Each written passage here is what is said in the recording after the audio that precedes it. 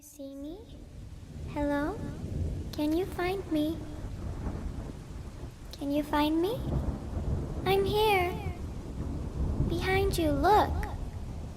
Behind you. I'm behind you. I am right behind you. Don't be scared. I just want to play a game with you.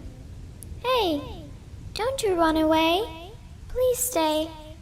Stay with me.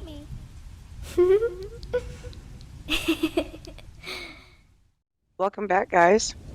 While that response to that personal experience video, Jolene and I decided that I was gonna go ahead and tell you about my experiences living in a haunted house for 7 years. I do mention this house in our Ouija board stories, so there may be some parts that are repeated that you've already heard, but I'm gonna expand on the overall experience of living in that house. Like I said, I lived there for about 7 years. The house is in mine and Jolene's hometown. Um, when we moved into the house, my family didn't really have a choice. It was a situation of whatever house we'd applied at or applied to opened up first, and we had the money for it right then. Seems to be a trend I've noticed in a lot of haunted house stories is the family when they move in it's because they have to, not really because they want to. We moved in, and this house started showing its ass day one. Like, we were in the process of moving in, and boxes were moving on their own slightly. Or we would put something down, like, pull hung clothes out of a box to hang them in the closet, lay them on the bed for a minute, turn around to grab some more hangers, and you look back and all the clothes are on the floor. Everybody, while we were moving in, was having those type of experiences. But we were just like, whatever, just get moved in. The very first night we were there for dinner, we were all sitting in the living room floor. And the previous tenant and the previous tenant before that came over to talk to us. We were all sitting on the floor like Indian style, boxes everywhere. I don't even think we had actual furniture in there yet. They came in and was telling us that the house was haunted, that everybody that's lived there has had an experience, that we will too. And we kind of started saying the stuff about, things moving on their own. And the lady that had lived there prior, she looked at the other tenant and was like, wow, it's starting fast for them. They told us that they had like a 2 week, 3 week interval before things really start happening. Not with us, it was day one. That went on for a little while, and it seemed like even visitors were noticing doors opening for them before they reach for the door, things like that. Whispers in the basement. It always sounded like somebody was calling your name or whispering, hey, come here. You heard that a lot. And it always came from, it was a Michigan basement that was where the floors were concreted in. So some of the foundation had been reworked to where it was like concrete or cinder block, and the other half of the foundation looked like dirt that was painted over. On the left side of the basement, there was a place for a washer and dryer hookup. And you came down the stairs to the right, and immediately to the left, there was a little like storage room. We rented that out to a boarder. On the right side, a little bit farther up, like in the middle of the basement, where the foundation changed a little bit and it kind of opened up into another area, there was a walled off section that was walled off and looked like barnwood. That's where the whispers would come from, would be that little room. And it kind of looked like a root cellar. There was still the dirt floor, and it was a cool, dark place. So that's what I originally thought. That, oh, that's where they stored their potatoes and onions. Made sense to me, because it always smelled like something died there. After we'd been there for a couple months, and like I mentioned, that we had a boarder that lived down there, and the foster brother moved in back in, and he made his room in the back open part, kind of like made makeshift walls so he'd have a little privacy. They both started telling us about the whispers more and more. And then the foster brother called me downstairs, and I know I told this story in the Ouija board video about the bike tire spinning. About that time is when, in our infinite wisdom, we decided we were going to play with a Ouija board. That, like I mentioned in the Ouija board video, didn't help things at all. That we were starting to see more and more things moving around on their own, doors shutting or opening on their own. Toys without batteries would come alive and move. One of my brothers had a Pikachu doll. There was no batteries in it. It wasn't internal battery in it. And every time you walked past it, it would say, "I choose you." That thing got kicked outside. It seemed like it was almost every day.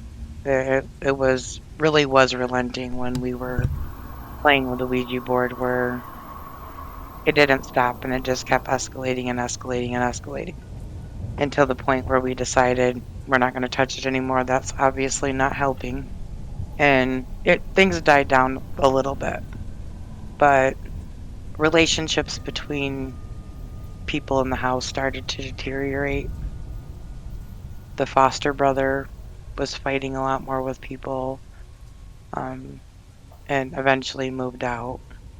Probably Jolene and our friend in Florida, maybe one or two other people, were the only friends that I kept while I lived there.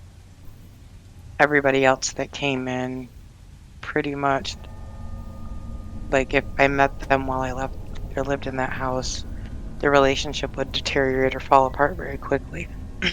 I think that we did something really stupid and possibly let out a demon or fed one while we were living there, but nobody ever got hurt. We did have a few couples scary incidents where the foster brother got pinned to a waterbed and couldn't get out. Even when his friend came over and tried to pull him out of the waterbed, he couldn't. And the friend wasn't a small, weak guy. He was an ex-boxer, so a very large man. He couldn't pull him up out of the bed. He had incidents where he was stuck in the bed when he moved into the basement. Like I said, this man was an ex-boxer. He was a huge side of beef man who would take up a whole doorway, and he slept with a nightlight on in that basement. And for the most part, if he wasn't sleeping, he wasn't down there. The kids did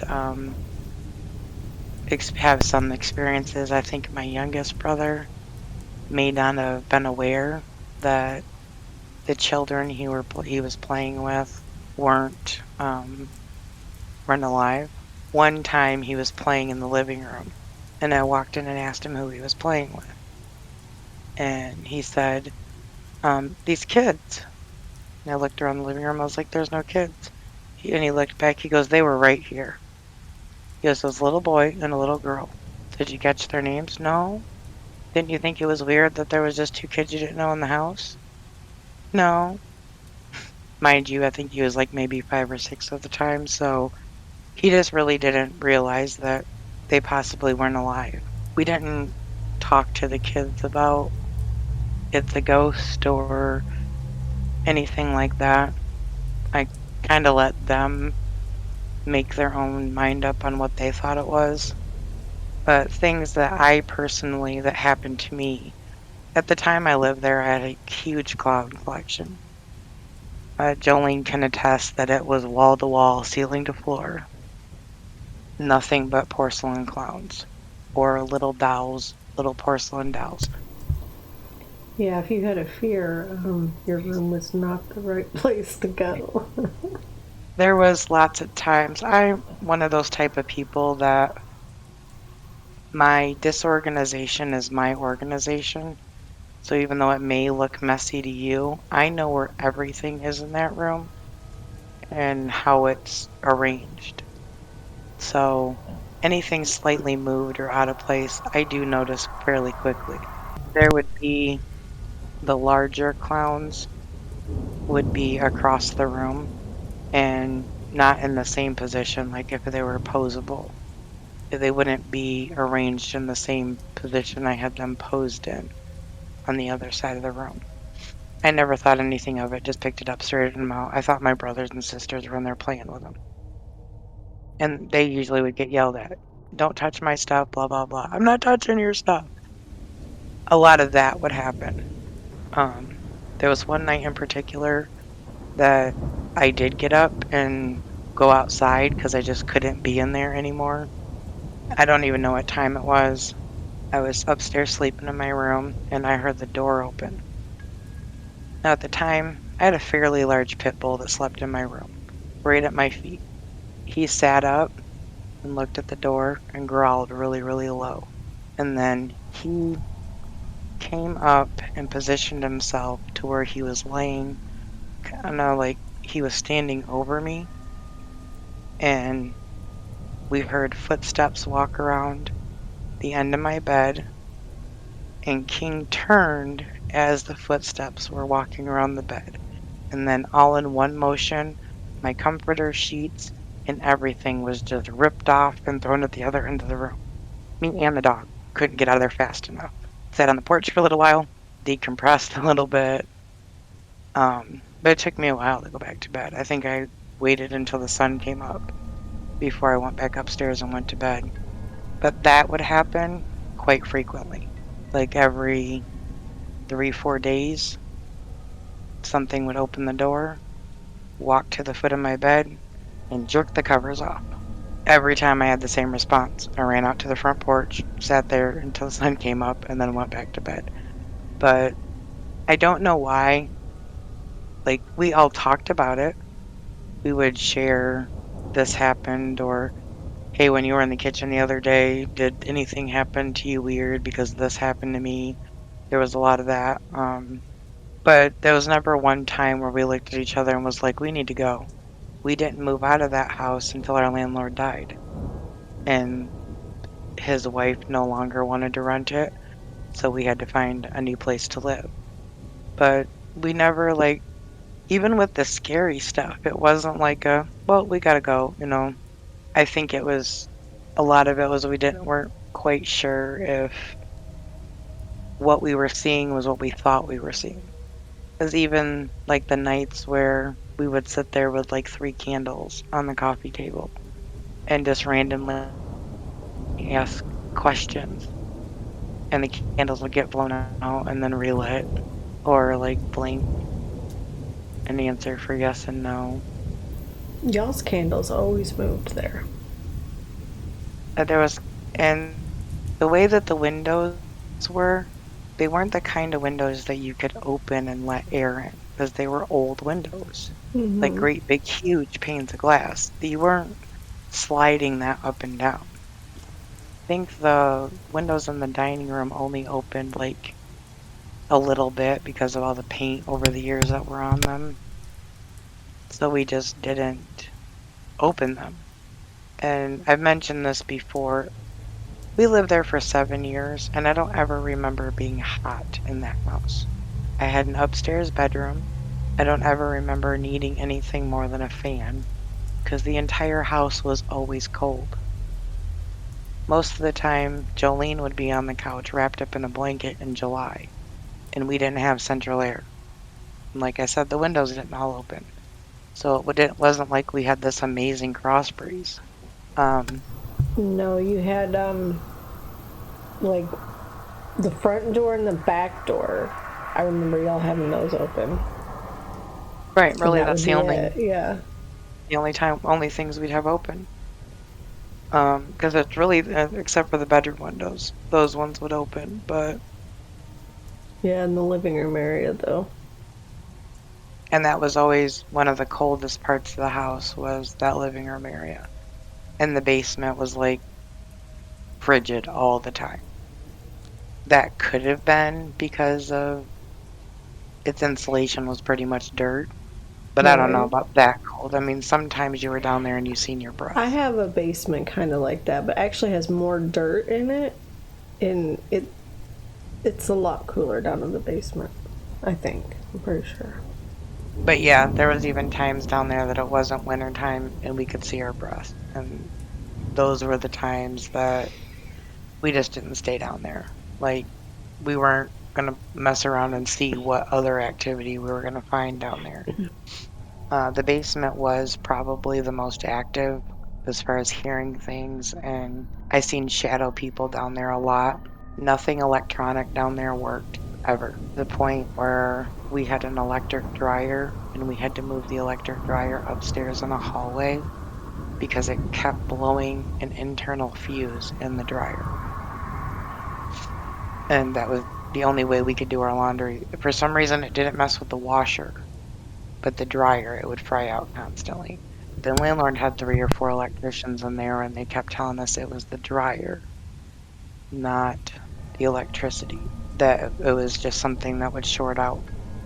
We moved it upstairs, didn't happen again. The weird thing was it wasn't a circuit issue because it was the same circuit, whether it was plugged in the dryer was plugged in downstairs or upstairs because it was right above each other.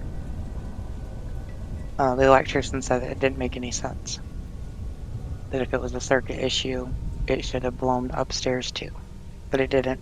Probably the other really freaky thing that happened was the stove telling us "fuck you."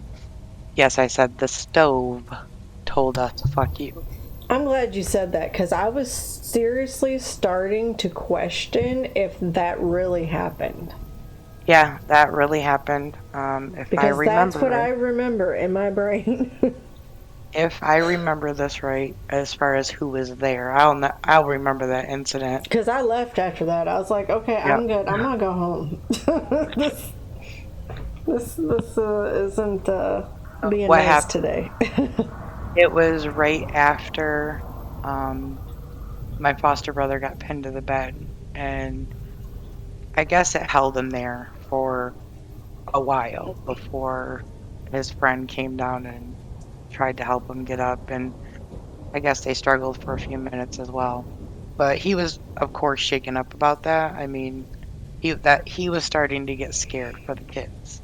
If if it's attacking me, then it could start attacking the kids, and he started to get really ramped up and started just cussing and swearing at the house. Well, the house responded. We had a glass top digital stove, and it started beeping really loud and flashing an error code that said F you. So, of course, me and my foster brother go out in the kitchen and we unplug it. Green clears. Good minute and a half goes on. Mind you, we did not plug it back in. Went back in the dining room, sat down. He starts getting ramped up again. The stove beeps really loudly and says, F you. My foster brother and I got up, opened the back door, carried the stove out in the middle of the driveway, and left it there. My mom came home, wanted to know why her brand new stove was sitting outside in the driveway. We explained to her, it keeps telling us F you. She goes, what? Just you guys are fucking with me. No, Mom. Watch. My foster brother started saying things again. The stove is outside, not plugged in, has been sitting outside in the dirt for a couple hours, and flashes and says F you. Now, I can't explain that. It wasn't even nowhere near the house. It was in the middle of the driveway, which is a good 15-20 feet from the back door and where it was plugged in.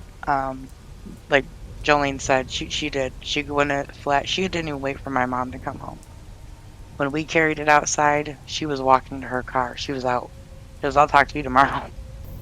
Yeah, that's that creeped me out. The thing that freaks me out the most about that house, though, didn't happen when I lived there.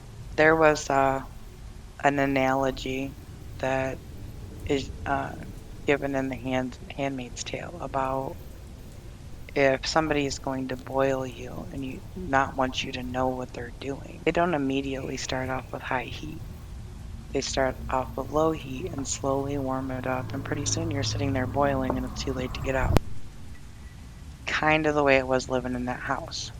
Even though we all started noticing things immediately, everybody dismissed them. Like, yeah. And after a while, it just became part of life of living in that house. That you knew that if something disappeared, about 3 days later, you get it back in a way weird, way weird place. You knew you couldn't watch The Exorcist, St. Francisville Experiment, The Bell Witch Story, um, The Blair Witch Project. There's a lot of movies we couldn't watch in that house because whatever chants or ritual type things they were talking about would make stuff move. So we didn't watch things like that too often in that house after the whole Ouija board stuff. But the thing that freaks me out the most about that house, like I said, didn't happen in that house. It happened many, many years later when I lived in Albion, Michigan. We were living in an apartment. We have since moved from that apartment because things started getting really active there as well. But I was laying in bed one night and I just found out I was pregnant with my son. And I was laying in bed and trying to relax and stuff like that. And I heard a really weird noise coming from the living room. And it kind of sounded like when you play a record backwards. Well, Nikki plays the Chicago record backwards in that movie. Kind of what it sounded like. And then I heard very heavy footsteps, almost like a horse was walking through my living room.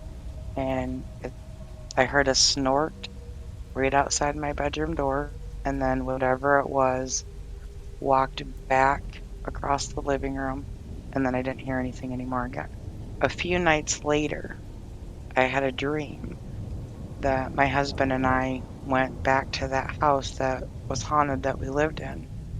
He didn't live there, that me and my family lived in, because it was for sale.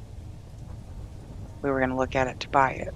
So in the dream, I walk in the back door, into the kitchen, into the dining room, and when I hit the living room, right under where the light was, all the doors and windows slam and lock, and we can't get out. I woke up from that dream in a cold sweat, freaking out, and woke my husband up and told him if I ever said I wanted to buy this house, tell me no. I don't know what that was. I don't know what the heavy footsteps were. I don't know what the snort was. I don't know what the weird backward record sound was. But the only way I can rationalize it is that house talked to me through my dream, and whatever was in that basement had found me again and was walking through my house. I don't know how or what made it go away, but I've never heard it again. I don't hear or see weird things in my current house, but there was weird things happening in that apartment. I don't know if something got attached and I somehow severed that attachment, but that's the freakiest thing that happened about that house. Yeah, that's creepy, but that's cool that it gave you a warning because it's always for sale. Yeah, it's always for sale. It currently has a pending offer, and I was gonna wait to do this video until closer to Halloween and closer to after the new people close on that house so I could see how fast it's put back on the market. Maybe we'll do an update or add it to another video later if I see that.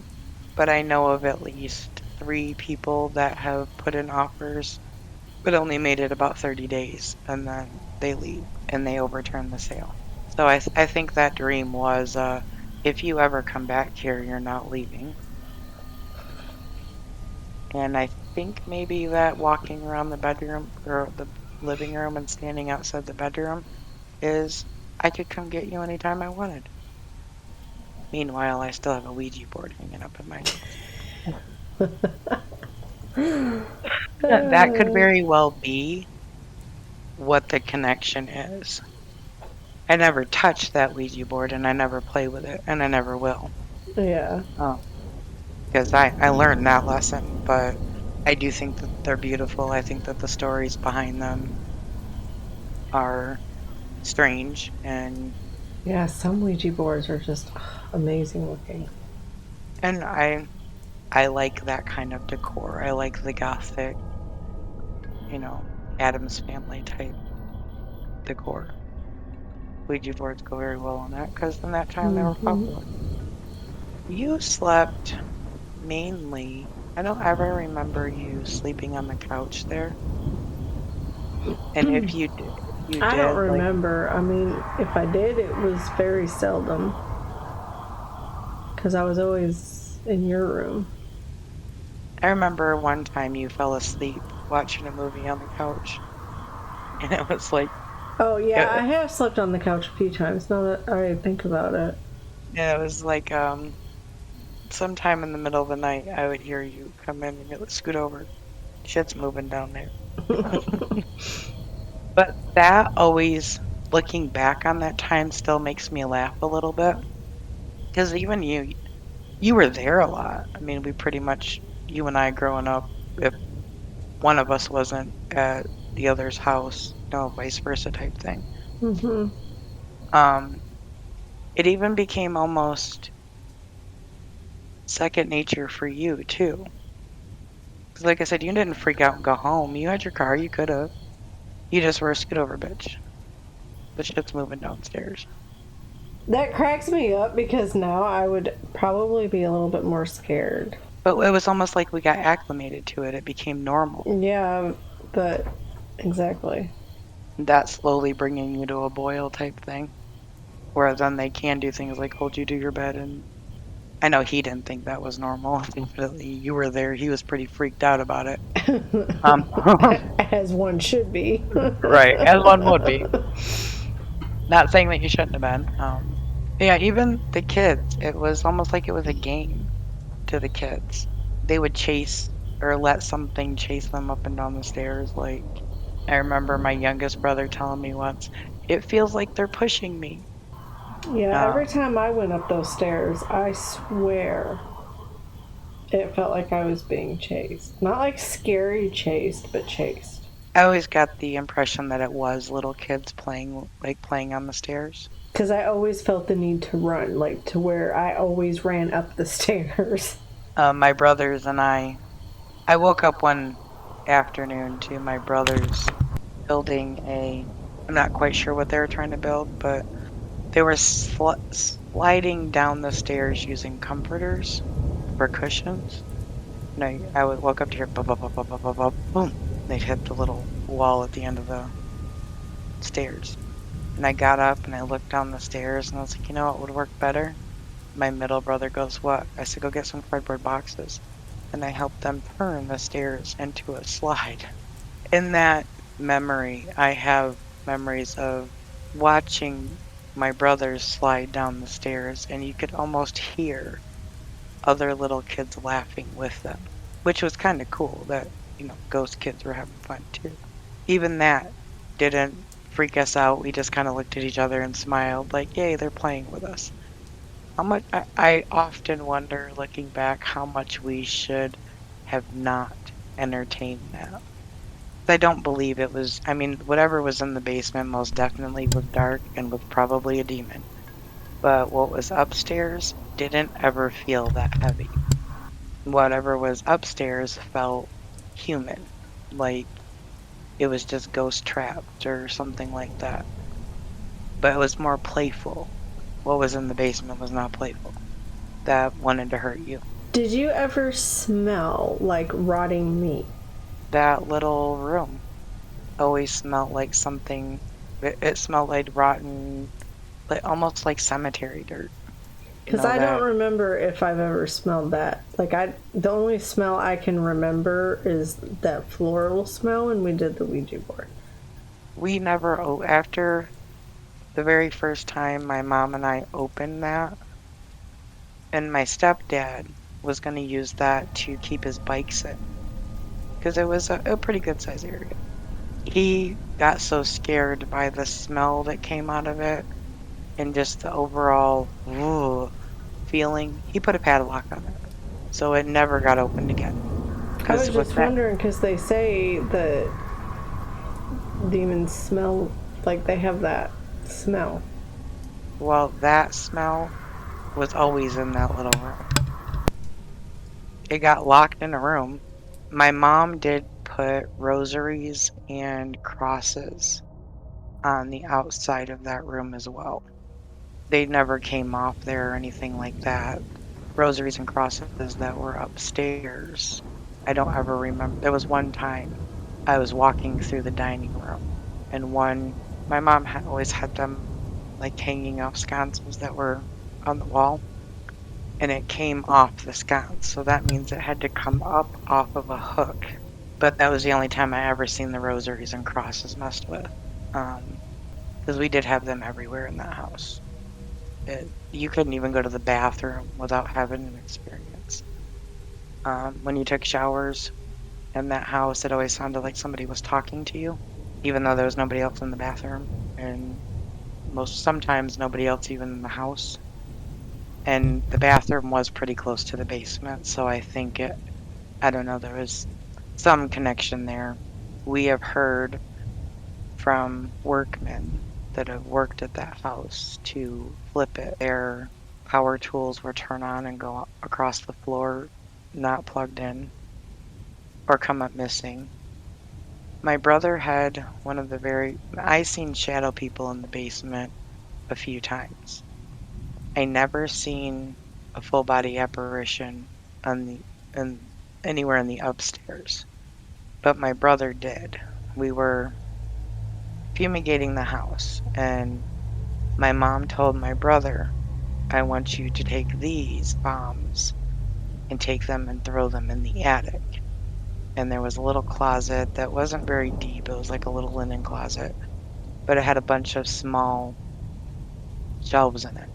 My brother at the time was small enough that he could have climbed the shelves and not break it. And he opened the attic access, and he told me that he threw two of the bombs in, one at opposite sides. And he was getting ready to take the cap off the third one and throw it up. And as soon as he went to throw it, there was a face directly in his face. And he said he just opened the other one real quick, threw it, and shut it, and got down. That was the only time any of us seen in the upstairs part an actual apparition. It wasn't, it didn't push him or anything like that. It was just kind of a, what are you doing? But I did ask him, could you see through the face? Because my first thought wasn't a ghost. It was, there's some motherfucker living in that attic. But he said that he threw the can through the face. So it was an apparition. I wish we would have did like spirit box stuff, or I do remember the radio got played with a lot. Like it would never stay on the station we put it on. If it was one of those, it was a digital radio. We turned on the radio and it was a digital radio player that it would scan through the stations a lot, even when we used the preset buttons. So I always listened to CDs. We're talking like Napster time where you could download Or stuff for free. tapes. Yeah, for tapes. But that's what it was like for me to live in a haunted house. And if you've had any experiences similar or want to comment on my experiences, leave them in the comments. Don't forget to like and follow us.